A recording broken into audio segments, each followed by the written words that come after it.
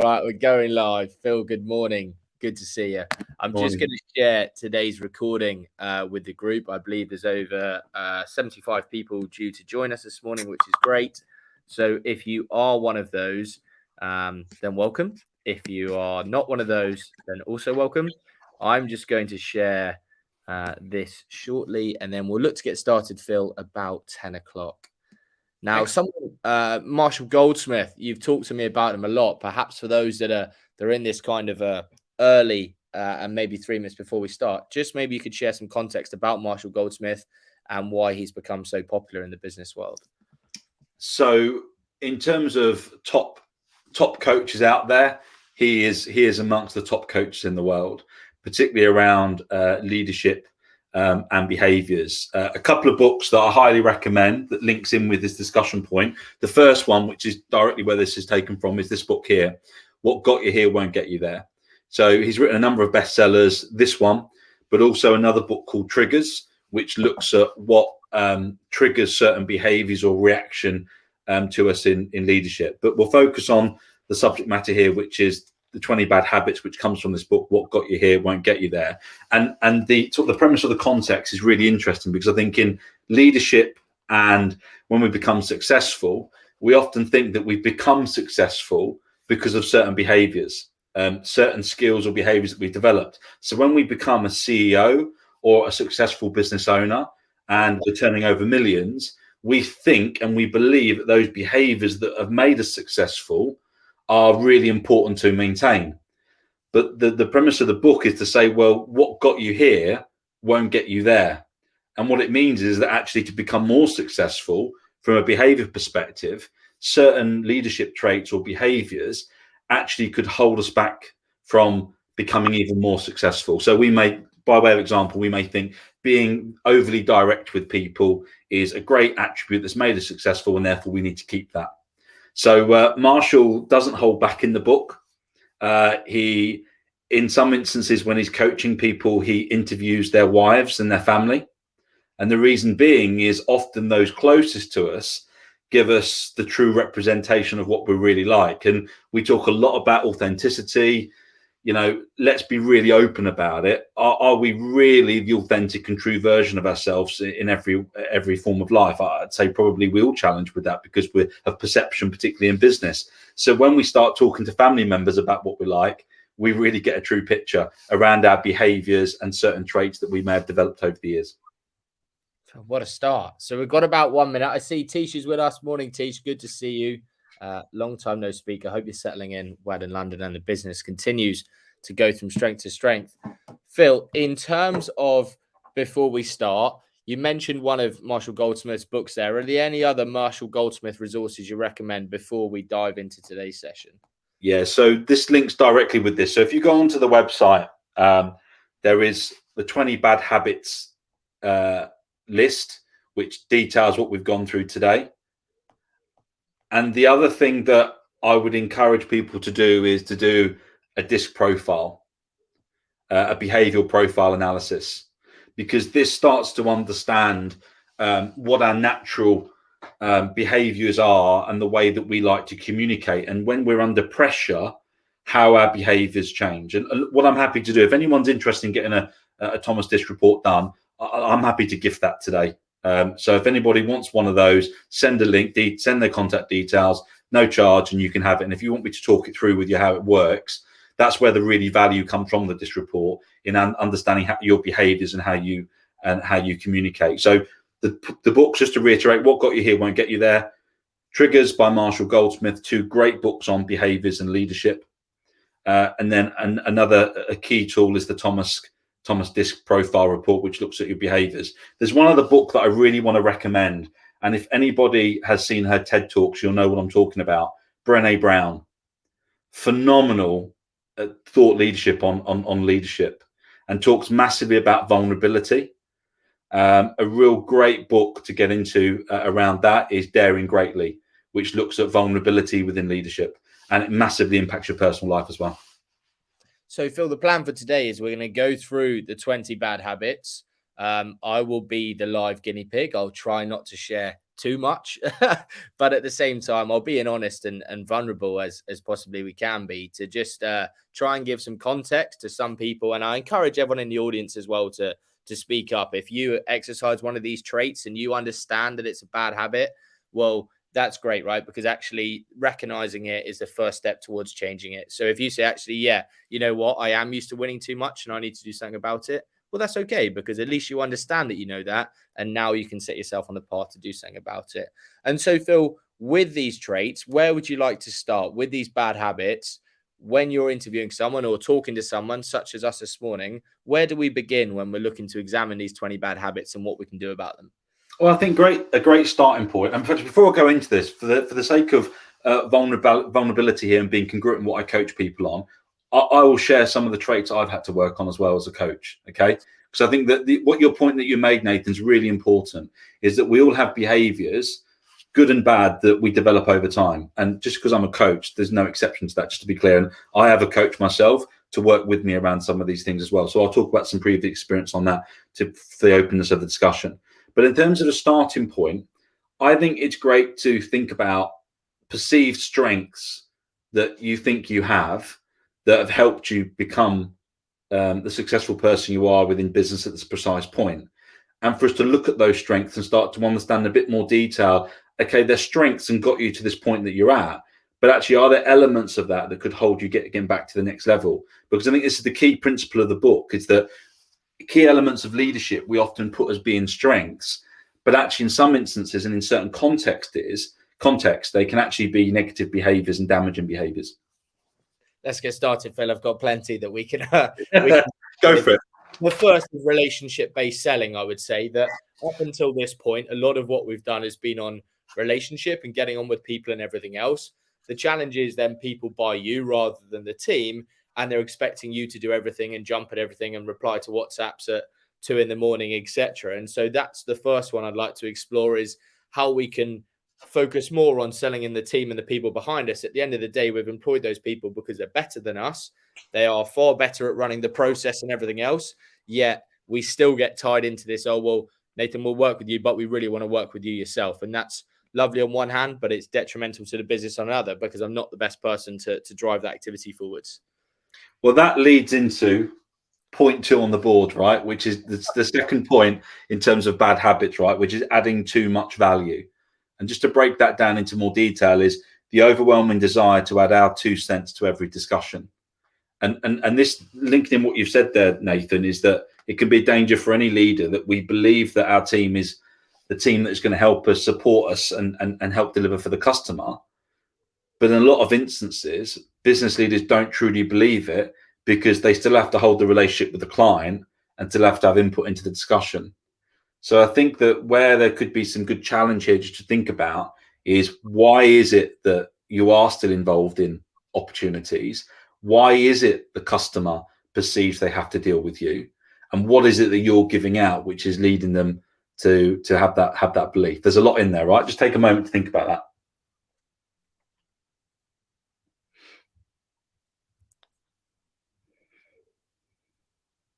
I think for a challenge comes, one thing that a lot of people listening will be able to relate to is the power of personal brand.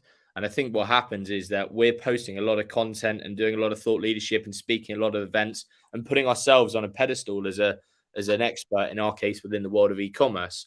And so then when you're looking to work with someone wants to have access to all of that insight, and that's fine, but there's an opportunity cost of working with day to day within the projects versus being out there and running the organization, the old saying of working in it rather than on it.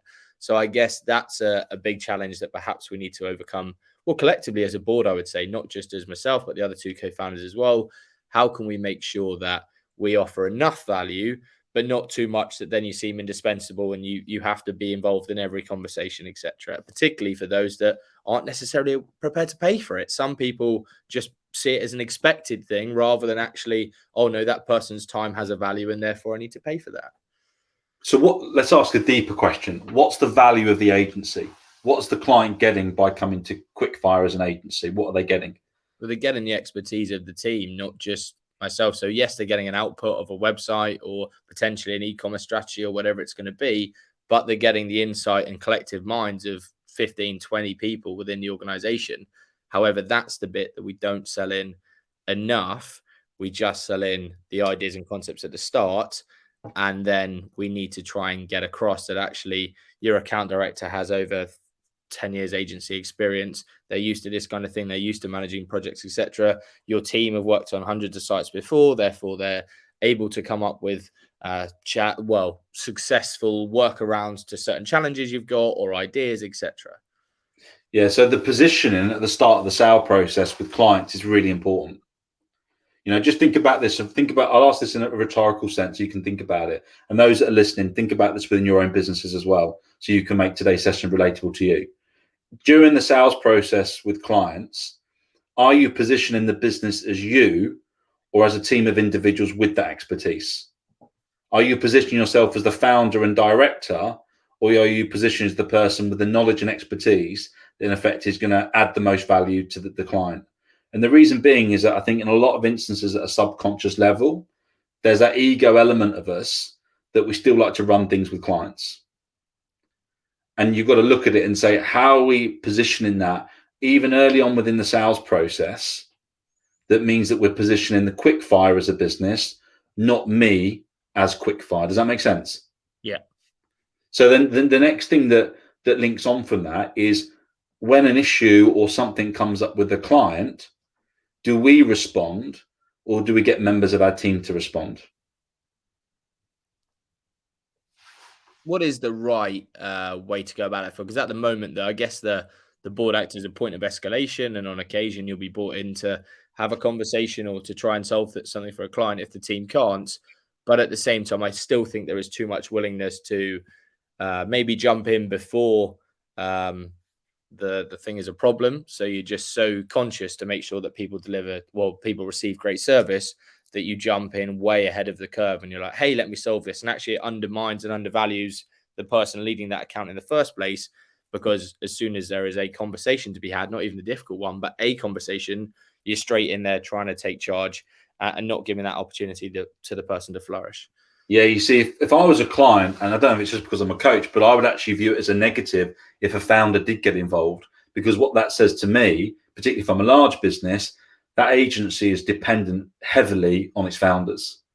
So as I grow and I want to develop with that agency, do I feel confident they've got the right team? Is the leader saying to me they've got good people working for them? Or are they, by their response and getting involved, are they saying to me at a subconscious level, they don't really trust their team to deal with it, they've got to deal with it? And Phil, what happens there? Because actually I'm very confident that we have got the right team, and we're incredibly fortunate with the team that we've built, and we've got some great people in the organization. But then the next challenge is more of a control piece. And I'm not sure if that's one of the 20 bad habits, but it's just more of a control freak nature where even if we have got the right team, we just don't want to let go. Maybe it's because of insecurity in ourselves or in our role. Maybe it's because of the fact that we really want to add value because we're seeking some kind of thanks or reward or recognition or winning or whatever. But actually, we know we've got the right team in place. We know it's wrong to get involved, yet we still do at every opportunity because we're in search of something, but we're just not sure what that something is. Yeah, that's a good shout. And I think the letting go, for those that are on today's session that are business leaders and owners, this is a real challenge for everybody. And anybody that says it is easy to let go, they maybe haven't run a business or know what it's like to be a leader. Because when you care about something and you're particularly successful at something, to then build a team around you and have those skill sets to delegate successfully, it does take a skill set in itself. Okay, something that I've developed and had to learn the hard way over the years and the roles that I fulfilled. So it's a challenge for everybody. I mean, thinking about some of those 20 bad habits on the whiteboard behind, it does link directly into what you're saying here. Okay, so let me give you an example. If we talk about adding too much value, we've already talked about that in terms of having to feel like we've got to contribute when we don't need to. Winning too much, the need to win all costs and all situations. Some people have got an over-competitive streak within them. Being competitive is good and it has its place, but sometimes in a situation when we're trying to prove our worth and we're trying to prove our ability, we can actually start competing against fellow directors or competing against our team members. And that links in with a subject that, is often talked about in leadership around ego. Much debate around this, that you need ego to be successful. Do you need ego to be a successful sports person? Okay, to a certain degree. You need that self-centered approach to a certain degree. If you're not in a team sport, an individual sport, an element of ego, I suppose, does drive performance.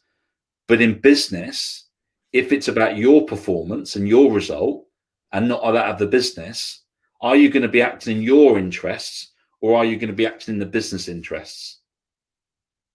And this is where, we go quite deep with this in layers, because not many people would truly examine this within themselves to say, okay, is this really the case with myself?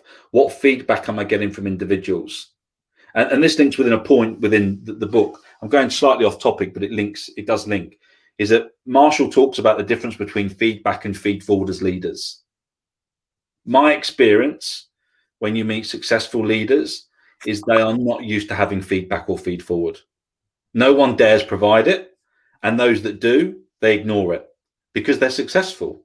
Why would you take on feedback in a rhetorical sense if you've been incredibly successful? So I think that when you open yourself up for people to openly express feedback and feed forward about how you can improve, you start to see some of these traits that maybe you don't even see in yourself. And often, I see this quite a lot with leaders before I coach them, is that they don't see that they are stepping in, and they don't necessarily see themselves as being poor at delegating. So one of the first steps here is to allow yourself and have the vulnerability to be coached or to have feedback from people or feed forward from individuals, to start saying, actually, I believe this about myself, but what is it that actually people seeing me? Do they see myself as a poor delegator? Am I stepping in too much? If I ask my team, would they say that I'm jumping in too early when I don't need to? So I've gone slightly off topic, but it links in, right? I'm glad you have, actually, because finish your point and then I'll come up, because I've got a real life example from just this morning, an hour ago, which we'll dive into in a bit more detail. Well, so just on these points, if we look at some of these 20 bad habits, and we will, I'm conscious that we've gone straight into it without going through all of them, so we'll refer back to some of them. One of them is telling the world how smart we are. That could be an element where we feel as though we've got to give our viewpoint because actually we want to prove how great we are and how much we know. Now, you might be thinking that's not me if you're listening to today's session. There'll be elements where we all do this. When we maybe feel slightly fearful or we question our ability, we can go that other nth degree, which is about proving how smart we are. Starting with no but or however. So we might allow a team member to do an element of work for us or delegate an element, but we then justify why they can't do it, making excuses to why they can't. Go on, Nathan. So this morning we had a dev estimation session, which is something that the new team have put in place, and this kind of senior leadership team, where we have a conversation with all the developers around a piece of work that's been brought in. So it's my job to understand the piece of work, understand the brief, and then ask the development team for feedback. The challenge is that any time that something wasn't right or was pushed back. So, for example, what was the budget for this piece of work? Oh, I know roughly. No, what was it exactly? Oh, I don't actually know. Then it would feel more like a personal attack or dig, and then your heckles would get up, and then you'd be straight on the defensive, pushing back. So I guess that's a behavior to work through. Is actually those sessions are important because the dev team needs to understand what they're building. They need to ask questions, etc. But I am just getting like a trigger or an emotional response when someone challenges what you've said. It's like, you've asked me to do this process. I've done this process. I've gone out my way to get all these answers for you. I now haven't got one of the answers you need, and you're asking me for it.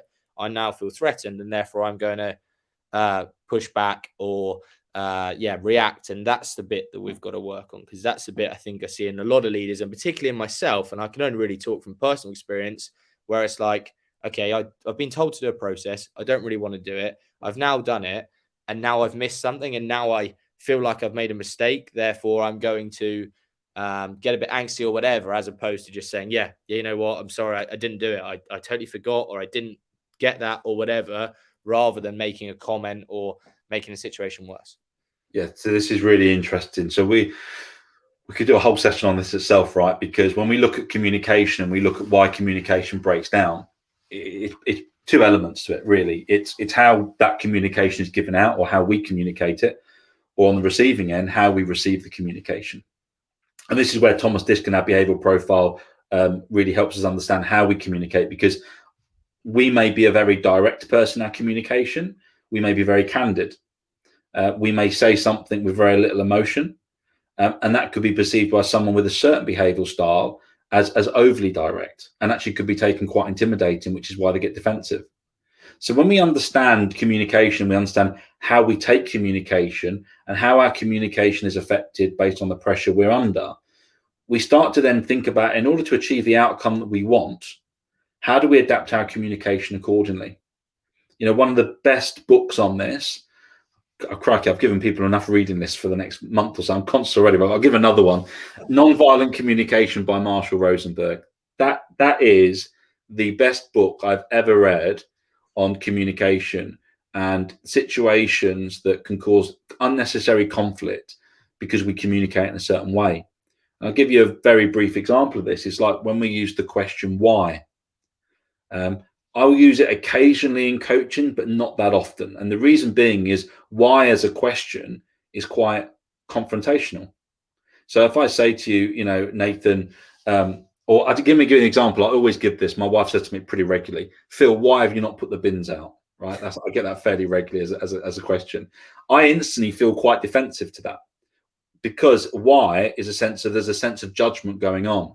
When we judge in communication, we do this subtly all the time, we can create conflict.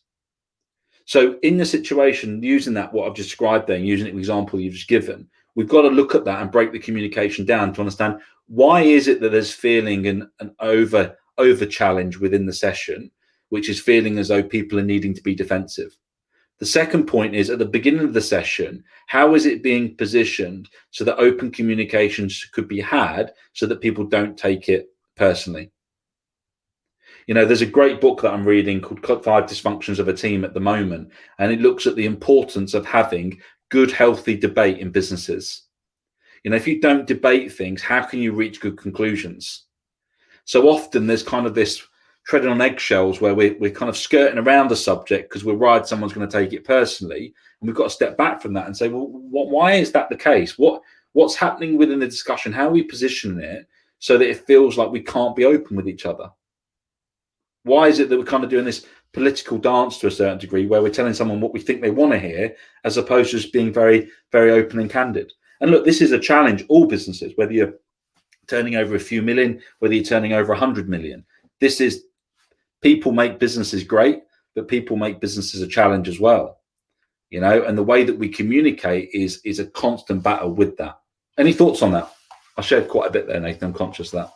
Was enough reading, like you say, to take us through till Christmas. I think, the biggest challenge is actually I think the reason for the emotion stemming off the conversation is more what's gone before, as opposed to what was said there and then. I guess if something's happened repeatedly, you would just retaliate more quickly. Your threshold would be less. And I guess that's the challenge is, essentially, when we look at the DISC profile, I remember one of my things was about like a people person and wanting to be liked and all that good stuff. And therefore, naturally, you don't want to be getting it wrong and causing challenges within the team or whatever. And therefore, just being mindful of that, when you then go into a situation when you're responsible for helping your team provide some information, you don't have that information, you feel like you failed. And one of those habits is about always wanting to win. Actually, I see my job as making sure that I can get my team the information as quickly as possible and as reliably as possible.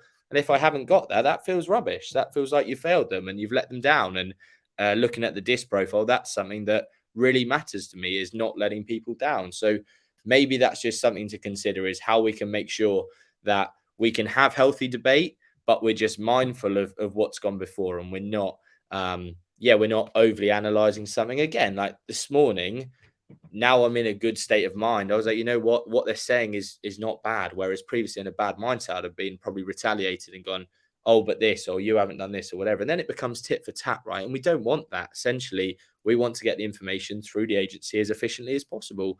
So it's just about making sure you can reset and always be in that right mindset. Yeah, that's great points. Okay, so let's just explore a few things within that specifically you've mentioned there. We're talking about emotion affects our response. So one of the bad habits is speaking when angry. You know, how many of us have received an email where someone's had a go at us, okay, and maybe we don't like the email, and then we've responded, and maybe rather than picking up the phone and doing the right thing, we've responded with another email. I know I've made that mistake, because the emotion takes over. What I've learned over the years is to appreciate what's happening in terms of the emotion. When I've received a communication, what is it that I'm reading into that which is making me respond in a certain way? Is it email or face-to-face? And when we speak with emotion or we speak with anger, we're passionate people, right? That's the way that we are. But when we speak with anger, particularly, or in high levels of emotion, we can deal with a situation in a way which isn't going to give us the outcome we want. And how many of us have been in a situation, again, I include myself in this, where we've reacted in a certain way and it's taken the team a bit by surprise because maybe we've taken it overly personally. Phil, how do we make the team aware of this as a challenge and aware that actually, again, following on from this morning in particular, because it's the most relevant example, it's like, okay, we now need to follow up the team to say that, I want them to know that what they said was right and they were right to challenge and everything else. I don't want it to go into a whole nother conversation. I just want them to recognize that thank you for what they've done, and that I will get the answers and we'll get it sorted.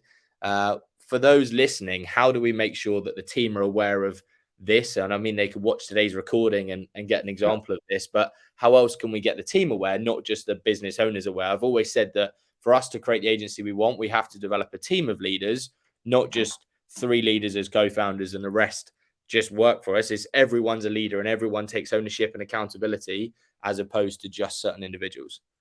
By having the open conversation about the difficulty with the communication. So, if you say to the team and you have this conversation and you take ownership of this, you say, do you know what, reflecting on the conversation we had within our meetings, I'm interested to get everybody's input into this. But my feeling coming away from that is we didn't achieve what we wanted to achieve. And I take ownership of that because I led the meeting. Notice the language that I'm using here. I take ownership of that. And what I want to discuss as a group is not what we talked about, but how do we have discussions as a collective group where we're not taking it personally? How do we have a discussion as a group, which means we can all feel like we can contribute?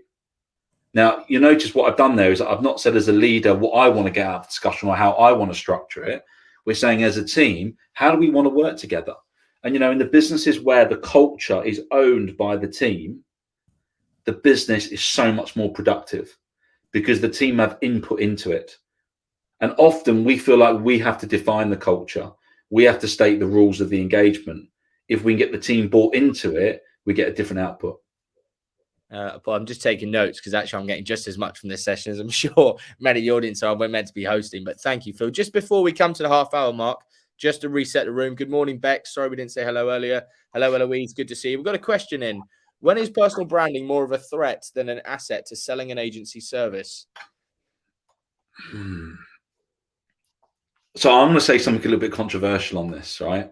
Because I hear this bandied around a lot with agencies.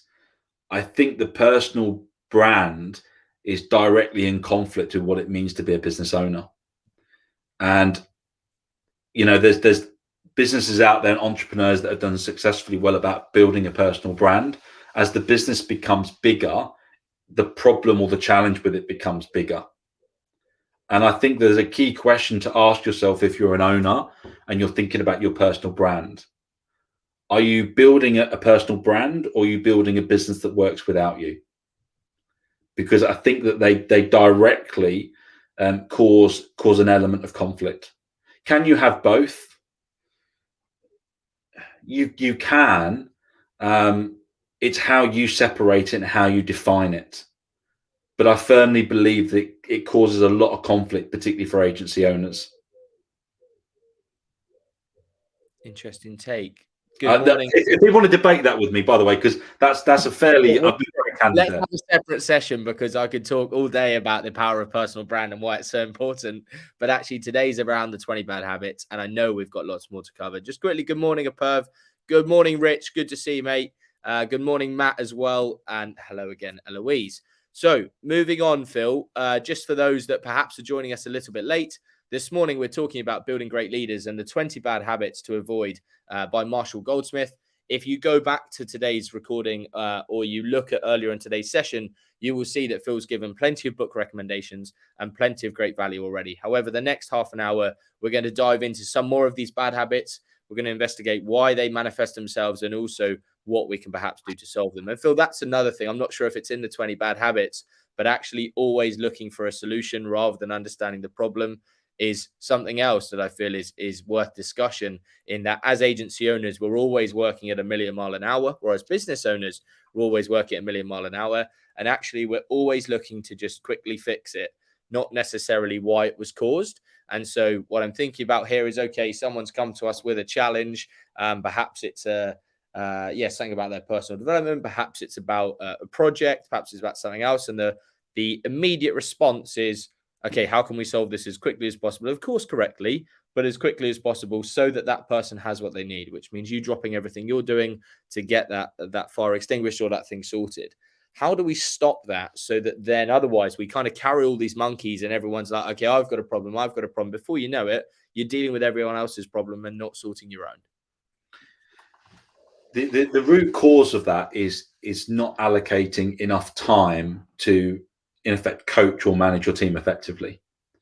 And I think this is why we end up as business leaders and owners, often I see it a lot with people that I coach and businesses that I lead, that we don't take enough time within the structure of what we're doing to properly develop our team. And we make excuses and we justify it because we're running a business, we've got a lot going on, we've got to work in it as well as on it.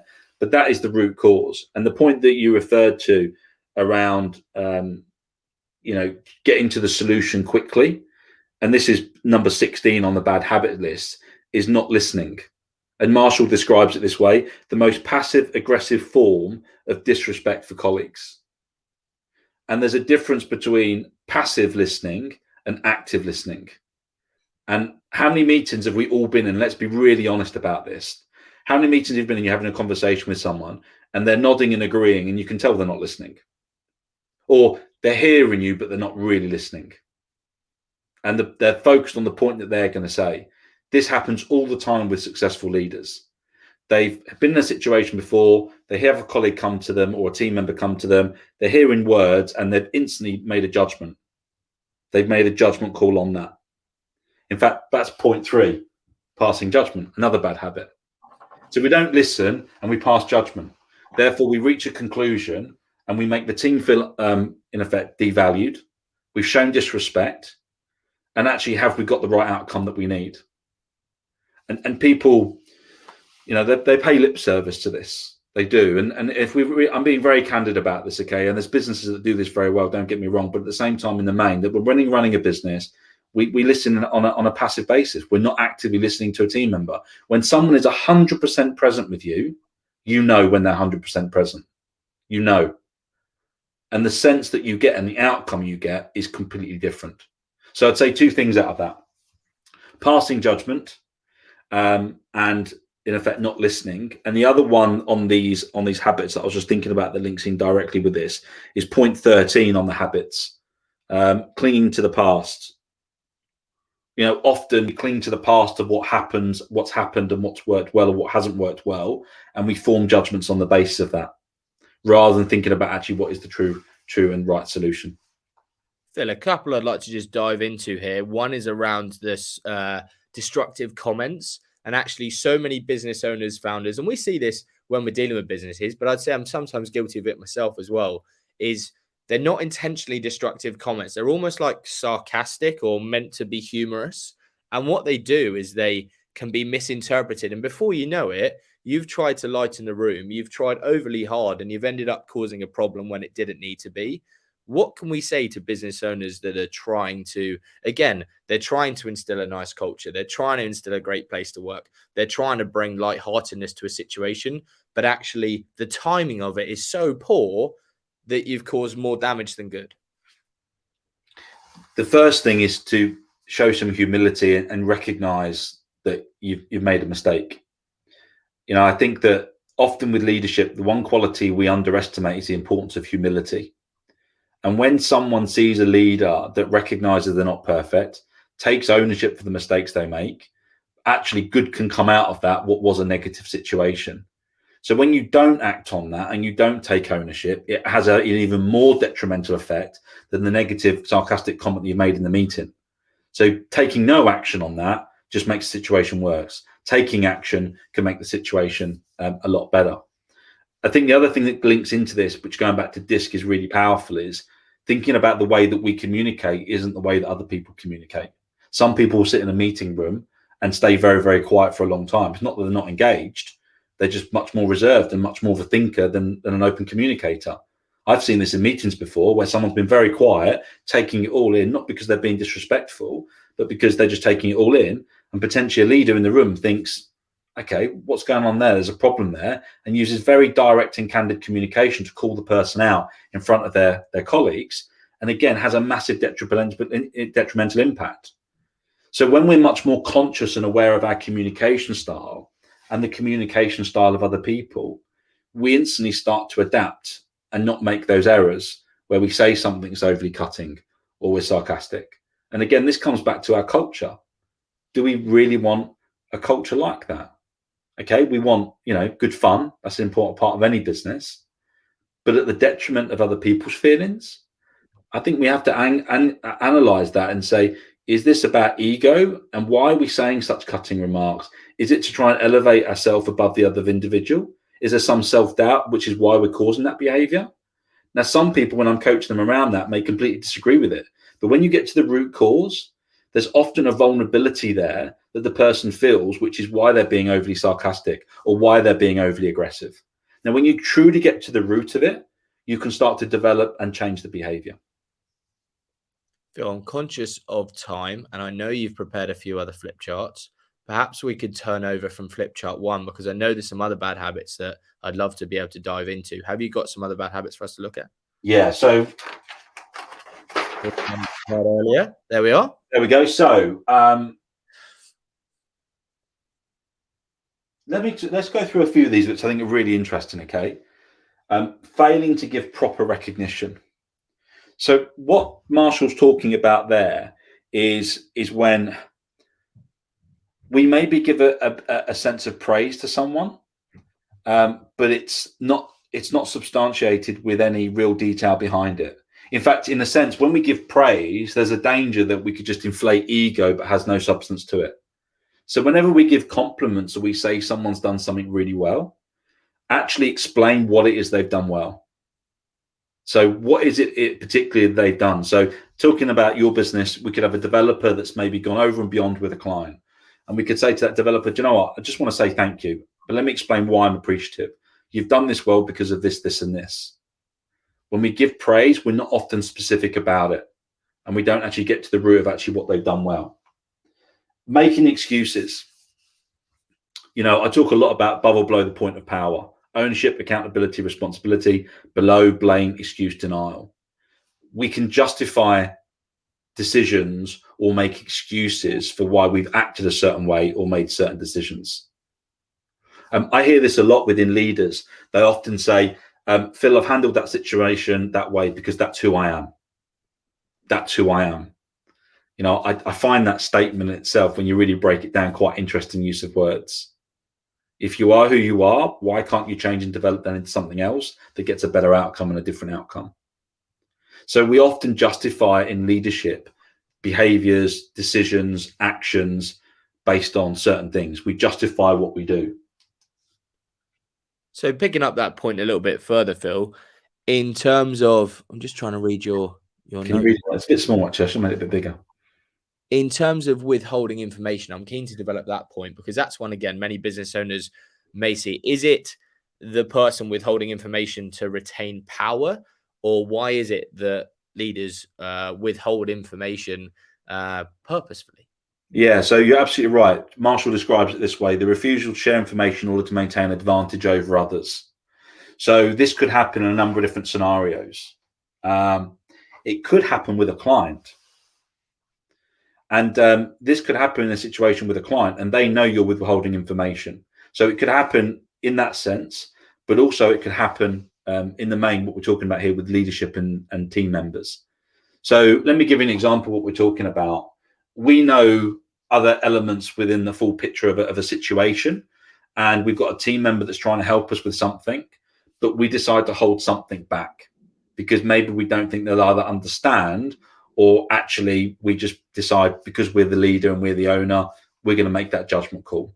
again, subconsciously, the team member will pick that up. You know, I often find it interesting when we start talking about finances within businesses, about how much information you provide your team. Now, this comes up a lot when I'm coaching businesses. How much financial data do you share with your team? Well, if you don't share profitability and you don't share openness about what the numbers really are, is that an element of where you could be holding information back? Now, again, we could have a discussion on that in itself, right? We've started to share. Question to you on the back of that is, some people may or may not be ready for that information. So if the business shows, okay, we did 100 grand profit this month, everyone's keen to see it, but perhaps they're then not. Actually, better example, maybe it's 100 grand turnover. They might not understand the profit. And they're like, okay, well, why can't I get a pay rise? Little do they understand all the costs. So then you could share all the costs and everything else to show the profit margin. That can maybe encourage some. Maybe it demotivates some, and they think, crumbs, actually they're only making a tiny bit of profit here. Is my job safe? Am I in the right organization? Where is my progression, etc., etc.? So I guess the challenge back is just sometimes you share information that people aren't ready for, and then it causes more concern than good, because they've kind of filled in the gaps, I guess, with their own thoughts, which may be right, may be wrong, and have come to 1 + 1 = 5. Oh, crumbs, I'm getting fired tomorrow because I've seen numbers. Little do they know there's a war chest in the bank, or little do they know there's a massive project about to drop, etc. So directly going to challenge you live on LinkedIn right here. But that, for me, that's an excuse. That's a justification for an element of fear in many instances, okay? So the deep root reason why people don't want to share the financial data about the business, in a lot of instances, they feel it's too personal information, and maybe people will feel, actually, why am I being paid this? Or actually, what are the directors earning? It shows there's an element of fear around that, okay? The question to ask and reframe in a way is, how do we present the numbers in a way so they do understand it? So we're saying that they're not going to get it and they're not going to understand it. Again, that's another bad habit, because we're making a judgment. How do we frame it in a way so they do understand it? And actually, another question is that, what's a good reason for why they do need to know those numbers? What benefit does that bring? You know, if you're managing a team of salespeople and you're not being open on profitability and turnover, how on earth are you going to drive profitability and growth in the business if they're not aware of the business performance? Phil, question. Another excuse we see time and time again is time. We didn't have time. What is the validity of that excuse? Because actually, yeah, sometimes there would be a thing where you just simply have too much on. Sometimes it is a case of time is the easiest get out. So, oh, I haven't done this, or I totally forgot, or I couldn't be bothered, but I don't want to seem like I'm not committed or not interested, etc. So someone said something to me very brutal a few years ago, and there was truth in it, but it hurt at the time. They said to me, Phil, you get the team you deserve. And what they meant by those words is that if I don't make time to lead my team, if I am poor with my time, if I don't take ownership, my team are going to replicate those qualities. And so when we talk about leading by example, often people focus on someone that's prepared to get their hands in and work in the business. That, for me, is not leading by example. And in some respects, that's poor leadership, I would say. But again, that's a discussion for another day. Good leadership is about behaviors. Good leadership is about how you conduct yourselves. And it's those times when your team see you and observe you without you even saying anything that carries the most weight. So if they see you disorganized, if they see you taking calls at 7 in the morning and working till 10 tonight, what does that say to your team? What does that say about your work ethic? And what does that say to them by way of example? And I remember this personally years ago. I never used to take my mobile phone on holiday with me when I used to take holiday when I was employed. And I started to work in businesses over my course of my career where the leaders and my managers used to take their phone on holiday with them. So what did I do when I became a leader? I started taking my phone on holiday with me. I got into a bad habit of taking my phone away when it was really precious time with my family. And a habit that they believed was being good, but it sent me an example to me of actually what I thought I should be doing, but actually was negative behavior. Does that make sense? So something that they thought was good, but actually developed a bad habit and bad behavior. some of this is incredibly close to the mark, Phil. And I'm just thinking, perhaps I need to change that, particularly weekend responses to emails and the amount of times I email someone and say, let's pick this up Monday. On Sunday, actually, I got up to watch the boxing, couldn't get back to sleep, was up 4 or 5 hours, sending streams and streams of messages to the marketing team about this is what's been done, or this is what we could do, or I've had this thought, etc. And now on reflection, you're like, okay, that's actually really disruptive. They're suddenly thinking about work at the weekend. We don't want them to do that. But at the same time, we want to get that information stored correctly. Maybe it's better to put it in a note or an email draft to be sent on Monday or whatever, so it doesn't disrupt the weekend relaxation, but the point still gets across. And I guess that's a rather selfish form of communication, is messaging people when you want to talk with them rather than when is appropriate to talk with them, which isn't Sunday at 4 a.m. or whatever. Yeah, so this is when we start thinking about the culture of a business and we believe that we're about work-life balance and good open communication. This creates an element of vulnerability here. But I encourage businesses to do this, is ask your team in practice, what do they actually feel the culture is? Do they feel like they need to reply emails at the weekends? Do they sense that? Because we might believe that we've got a culture of a certain type, but what the team experience can be completely different. When you ask those questions and get that feedback and feed forward from the team, some of it will hurt. But if you're sending emails as a business leader at 3 a.m. or 2 a.m. at weekends, or you're messaging staff directly and saying we need a response, you've got to look at that and say, what am I trying to promote within the team around behaviors within my team? Am I the type of boss that even when my team emails me, I choose not to reply and let them know at the weekend, I'm not going to reply to an email because you should be with your family and not working? What culture do we truthfully want to create? Or do we want a superficial culture, or do we want a real culture? Because I believe if we have a real culture, which is lived and breathed by the team, it can make a massive difference to business performance. So much nowadays is superficial. So another question, and one actually that was relevant on Friday, is living in the past a bit, but had a client that I happened to have developed a really good relationship with, and she had asked for some help with something, and rather than allowing the team to do it, I stepped in, poured a glass of wine, she had a glass of wine. You might have seen on Zoom, we had a Zoom call and we discussed it. Now, I know that's me kind of like clinging on to the past, because once upon a time, I would have just driven down there. I would have gone out for dinner with this individual. I would have had a few drinks, and then we would have done some work together. However, I know that the future of the agency, it's absolutely unsustainable to do that with every client or to deliver that experience. How do we make sure that we're not setting unrealistic expectations for our team? Because that's something I'm really guilty of. I will then go and do that. So we had this glass of wine Friday and I'm thinking, oh, isn't this great? And the client's loving it and we're having a great laugh. But actually the next time they want some help, I might not be able to help them, / will be doing something else, / shouldn't be helping them in the first place. And therefore all I've done is just almost passed a hospital pass to my team, where they're now expected to deliver that service. And building on that point, last week I had a conversation with one of our clients that said, from a client's point of view, I love the speed of response. From a friend's point of view, it's really damaging to the team, because what you're seeing is you're responding to me so quickly that you're creating an absolutely unrealistic expectation on the team when it goes back to them, that actually they're going to be responding in 3 minutes on platforms that perhaps the team don't use. So Slack rather than WhatsApp, or WhatsApp rather than Slack. How do we as business owners overcome that? So I guess just recapping there, responding to people too quickly, using platforms that aren't accepted within the business, e.g. WhatsApp as opposed to Slack. And also, what was the first one? Let's just stick with those two.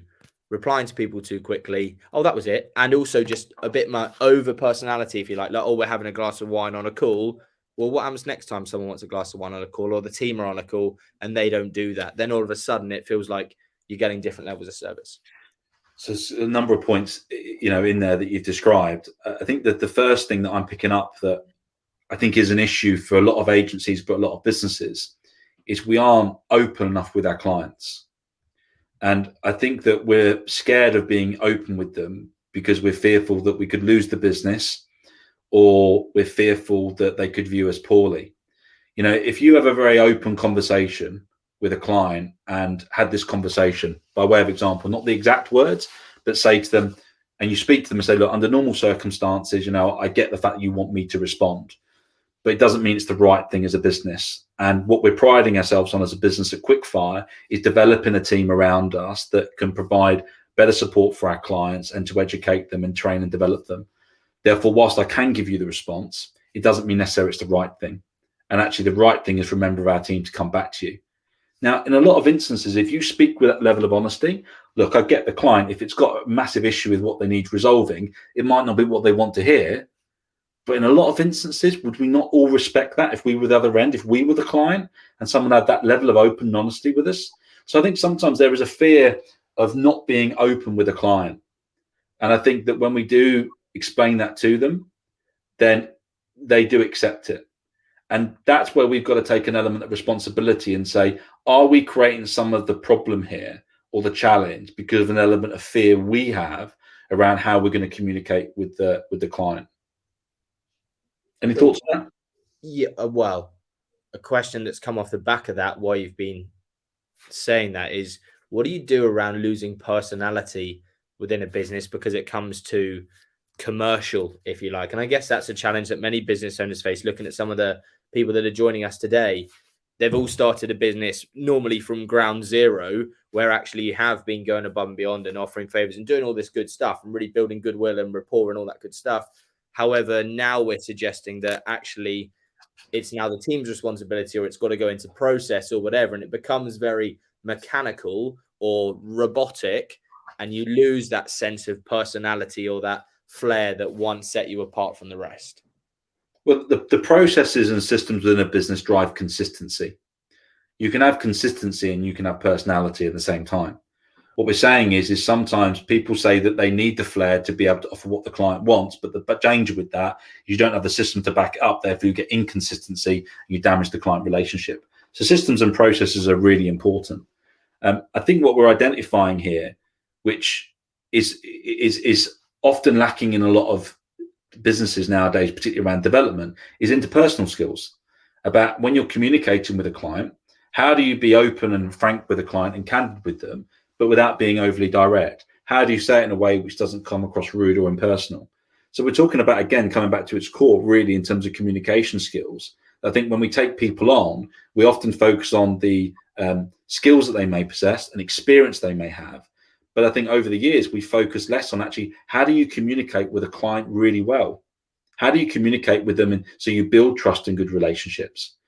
And one of the things that, I've learned through sales and my career, having my own business, but also, being involved with other businesses, is that ultimately 80% of the reasons why clients choose to work with you is an emotional based decision.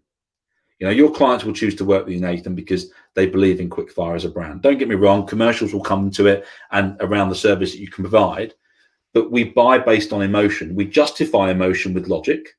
Okay, so then we use logic to back up and confirm that we've made the right emotional decision. But our decisions are based on emotion. That's the way that we are as humans. We make it on an emotional basis.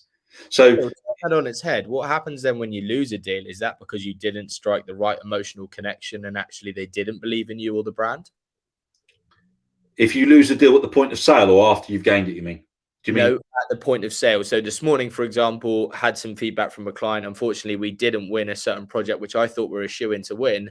I've asked for some feedback, but is that because we didn't get the emotional connection right? I mean, there could be a whole plethora of things, but more often than not, people say, "Oh, it was budget," or "Oh, it was that," and 9 times out of 10, it actually wasn't that at all. It was something else they're not prepared to share. But why is that purely not more often than not, an emotional connection that's lacking as opposed to anything else?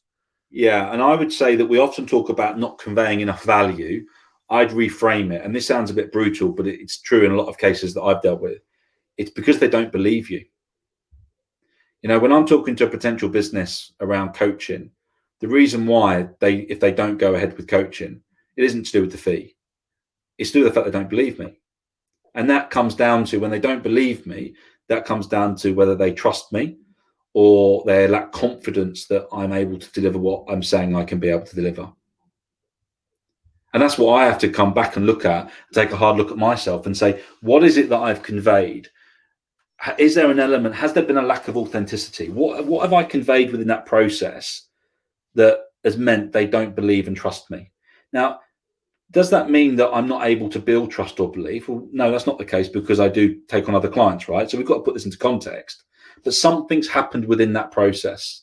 Now, often in sales, we make excuses and we justify why the sale hasn't happened. It was them, not me, right? Relationship type examples, getting into that, right? We start blaming the other person. But what we've got to look at is we've got to look at it honestly and say, what have I done within it which has caused maybe there to be a lack of emotional connection, which has meant that they just don't believe what I'm saying. They don't believe or trust me. Now, if you can think of examples in sales where you've had that belief, when you're working on a sale opportunity and the connection's just there, the relationship's good, they're listening to you, you're listening to them, there's strong buying signals, there is some form of emotional chemistry that's going on. When you don't have that in a sale and it's purely functional and commercial, it's not to say you won't win sales, but it will damage your conversion. It will. So you have to take that hard look and say, why didn't they believe me? What is it that I did? And was I 100% present? Was I listening to their needs? Was I selling to them? Or was I trying to give them what they needed and match the right solutions and needs? And I've had this, before being a coach, I had this instance where with a potential business, I said to them, I need to say something that might be difficult to say, but I think it's important I say, I don't think we can help you. I don't think we can help you. But I do know someone that can. The level of emotion and respect and trust that you gain from saying those words are massive. And I had that actually a couple of years later. That same business came back to me with another opportunity because I built that level of trust. They believed me. They believed that I would do the right thing for them because I had the level of confidence and authenticity to say to them in that particular instance, I couldn't help them at the time. Very interesting. Phil, I've got about 3 or 4 minutes left for us today. I just want to recap some of the things I've said. Inga quite rightly says, like the old saying, 2 ears and 1 mouth when it comes to listening. That's the ratio you should communicate. Eloise said, making excuses if we say our team can't understand finance in the business. And Nicola Aldridge, this is something I need to work on, leading by example and not when it's good for me. And I'm sure a lot of us can relate to that. Now, folks, in terms of the last 5 minutes of today's session, if you've got any other comments or questions, please do put them in the chat now. This is your opportunity to ask. If you've enjoyed today, please let us know. Phil, just rounding up, a little bit of a summary from yourself in terms of the Marshall Goldsmith's 20 kind of bad habits, and then just a very final piece on yourself and how people can get in touch. So with these 20 bad habits, what are your parting thoughts? The behaviours can change and they can evolve. And I think that if you want to take your performance to the next level and you want to develop as a person and as a leader, it's start looking at and holding that mirror up to yourself as to where those behaviors are at the moment. And I'm a big believer in continuous improvement. Is it about perfection? No, it's about continually improving. Will we maybe fall back into previous habits? Yes, right? That's what makes us great as individuals. So I think that being realistic about that and what we can or how we can evolve is really important. Holding that mirror up, as I said, to look at where we need to improve and start the process of getting feedback and feed forward. Allow yourself to be vulnerable about that. And a number of you watching today's session, and you know this about me, Nathan, because we've talked about this. When I first became a coach, I found feedback really difficult. I did, because in a lot of instances through my way I'd been gone through my career is that I felt feedback was always negative.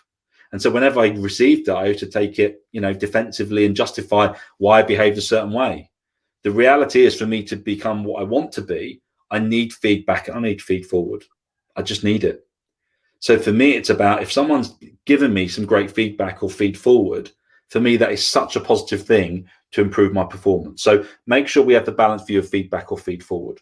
What I'm going to do at the end of today in the comment section is I'm going to put the link to the Marshall Goldsmith 20 Bad Habits, single page PDF, so you can have a look through those and maybe give those to maybe some family members that you trust, or some other colleagues, or your line manager if you're working within a business.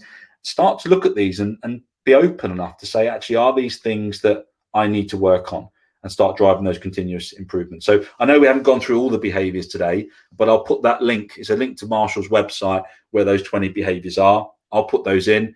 If you want one of those disc reports generating, just send me a private message on LinkedIn. You've not got to put it within the main chat functionality on this, and I'll just gift that to you. You can have one of those generated, and if you want to talk it through afterwards, then you're welcome to do so.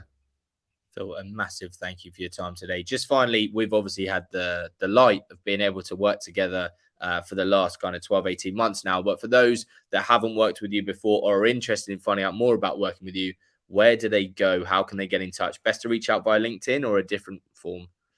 Yeah, so just have a look through my LinkedIn profile, some of the stuff that I've done with clients. You'll get a sense of my values. You know, most people work with me because of my values. And you'll get a sense from what I've done with other clients and the values that I hold. And for any new client relationship, look, I always allocate 2 hours, complimentary, to see whether we're a good fit. And to be congruent in what I've said today, sometimes I am, sometimes I'm not. It's about doing what's right for the client and what you need. It might not be coaching that you need. So if you do want to have a discussion, then please get in touch. But, hopefully today has given you enough of a learning to start thinking about things differently. I've just had a question come in, which is a topic in itself, in terms of how do I find a good leader so I can start to work with him and learn from him? Firstly, I would say her as well, because great leaders are female as well as male.